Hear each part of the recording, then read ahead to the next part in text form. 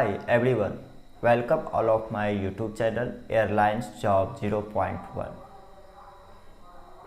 आज हम बात करेंगे एयरपोर्ट CSA जॉब के बारे में। एयरपोर्ट CSA जॉब क्या होता है? एयरपोर्ट CSA जॉब में बहुत सारे वर्क रहते हैं, बहुत सारे स्टाफ भी वर्क करते हैं। तो आज हम जानेंगे इस वीडियो में कि एयरपोर्ट CSA जॉब कैसे करें, इसकी सैलरी क्या रहती है, इसकी क्वालिफ़िकेशन क्या रहती है, इन सभी बातों पर आज हम बात करेंगे।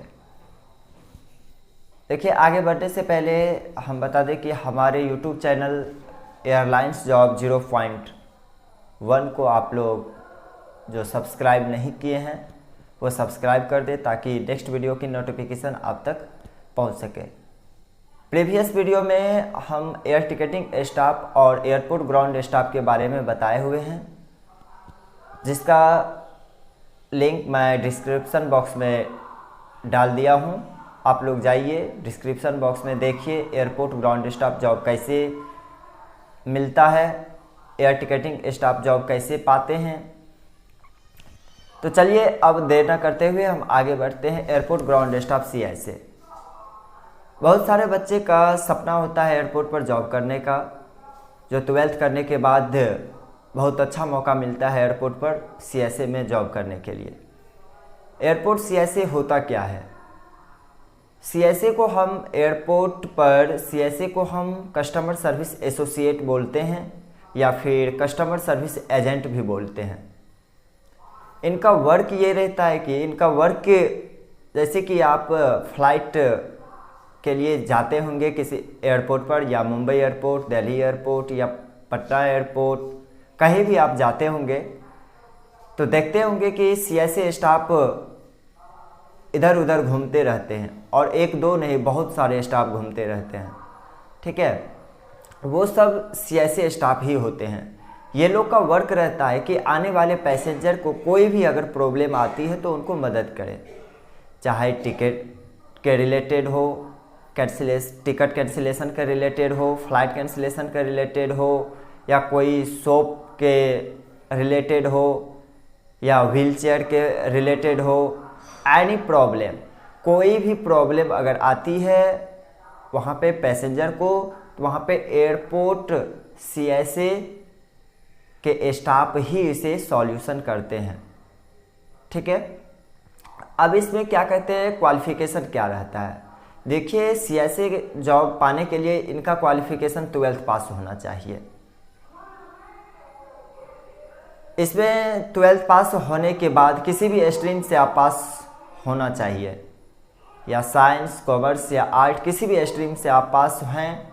आपको जॉब की वैकेंसी भरिए, फिर इंटरव्यू दीजिए।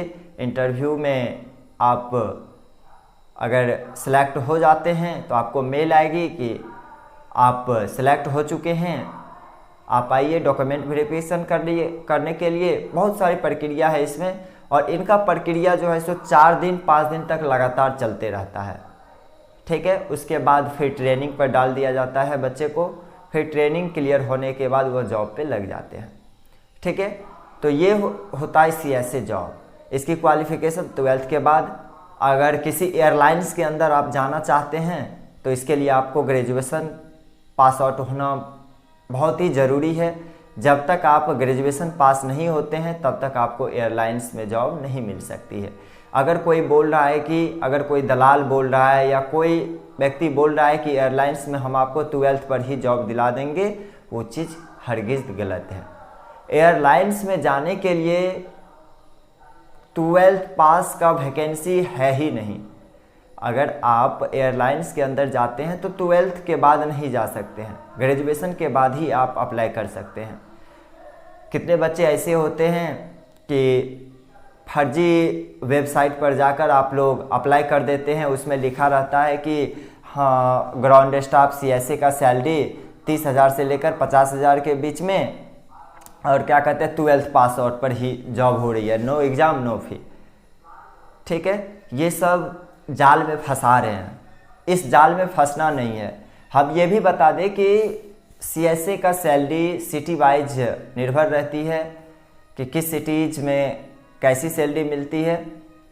जैसे कि आप अगर दिल्ली में काम करते हैं तो आपको CSA में 20,000 से लेकर 30,000 के बीच में सैलरी मिल सकती है, और वह डिपेंड करती है कि आप इंटरव्यू किस डिपार्टमेंट के लिए क्रैक किए हैं।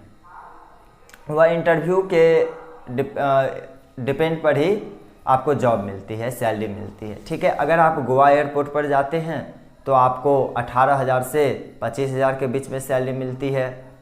अगर आप पटना एयरपोर्ट पर जाते हैं, दरभंगा एयरपोर्ट पर जाते हैं तो आपको 15,000 से लेकर 18,000 के बीच में सैलरी मिलती है।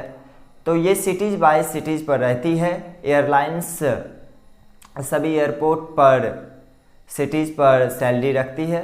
तो चलिए अब हम देखते हैं इसके लिए स्किल्स क्या होना चाहिए। अगर आप CSA में जॉब करना चाहते हैं तो आपको हिंदी और इंग्लिश ये 2 लैंग्वेज आपको अच्छी तरह से आना चाहिए, क्योंकि अगर आप जाते हैं तो कहीं इंटरनेशनल पैसेंजर आते हैं, विदेशी आते हैं, तो उनसे आपको इंग्लिश में भी बात करना होता है, और कितने पैसेंजर ऐसे होते हैं जिसे हिंदी में भी बात करना होता है, और उनके क्वेश्चन का सही जवाब देना होता है।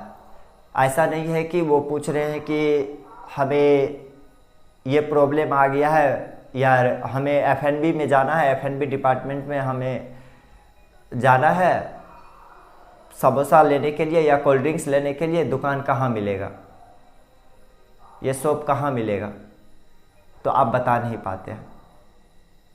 तो ये चीज़ नहीं होनी चाहिए।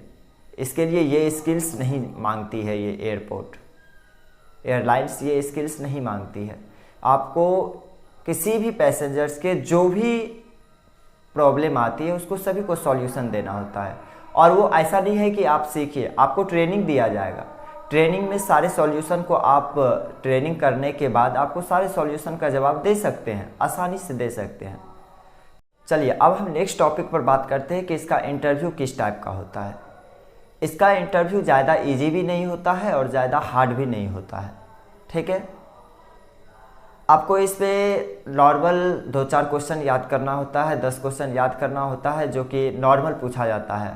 आपका नाम क्या हुआ, आप अपने बारे में बताइए, आपको मैं एयरपोर्ट पर क्यों हायर करूं, आपकी स्ट्रेंथ क्या है, आपकी वीकनेस क्या है, आप एयरपोर्ट पर क्यों जॉब करना चाहते हैं, आपको सैलरी कितनी चाहिए, ये सारी क्वेश्चन जो है सो आपको पूछा जाता है। नेक्स्ट वीडियो में हम आपको बताएंगे कि सारे क्वेश्चन का आंसर क्या होगा। मेरा नेक्स्ट वीडियो यही रहेगा कि इंटरव्यू के रिलेटेड, इंटरव्यू के ऑल क्वेश्चन का आंसर कैसे मिलेगी, कैसे इंटरव्यू देना है, ये सभी के बारे में हम बताएंगे। तो चलिए हमारे वीडियो में बने रहने के लिए बहुत बहुत धन्यवाद। जो भी बच्चे, जो भी दोस्तों अभी तक सब्सक्राइब नहीं किए हैं, लाइक नहीं किए हैं, और सभी से आग्रह है, रिक्वेस्ट है कि आप लोग हमारे चैनल एयरलाइंस जॉब 0.1 को लाइक कीजिए, सब्सक्राइब कीजिए और अधिक से अधिक संख्या में शेयर कीजिए। Thank you.